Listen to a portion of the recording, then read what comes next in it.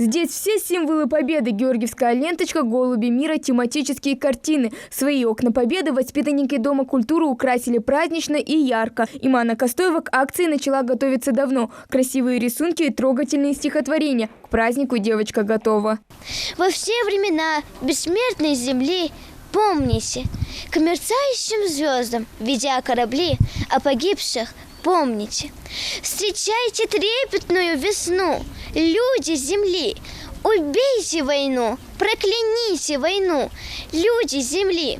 Мечту пронесите через века и жизнью наполните. Ну а тех, кто уже не придет никогда, заклинаю, помните.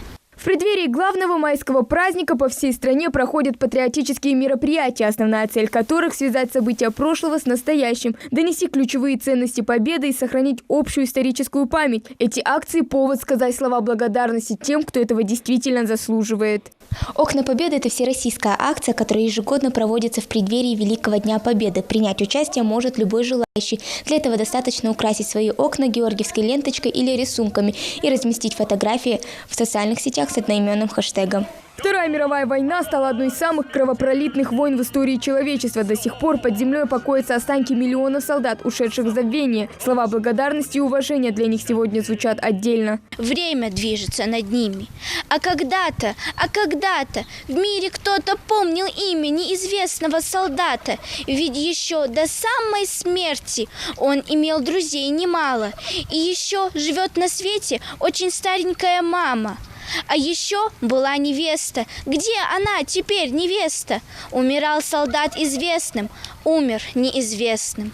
Сказать спасибо за мужество, героизм и победу нашим предкам можно не только на параде или больших празднованиях. Такие акции тому подтверждение. Первые присоединившиеся к эстафете уже есть. Конечно, это поднимает патриотический дух наших детей.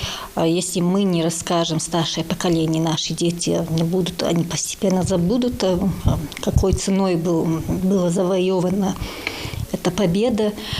И какие жертвы мы понесли, и все мы стараемся им донести до них, чтобы они знали, чтобы они в свое время своему поколению передали. Пока одни украшают окна Победы, другие – зал Дома культуры своим талантливым выступлением. В преддверии праздника дети подготовили концертную программу.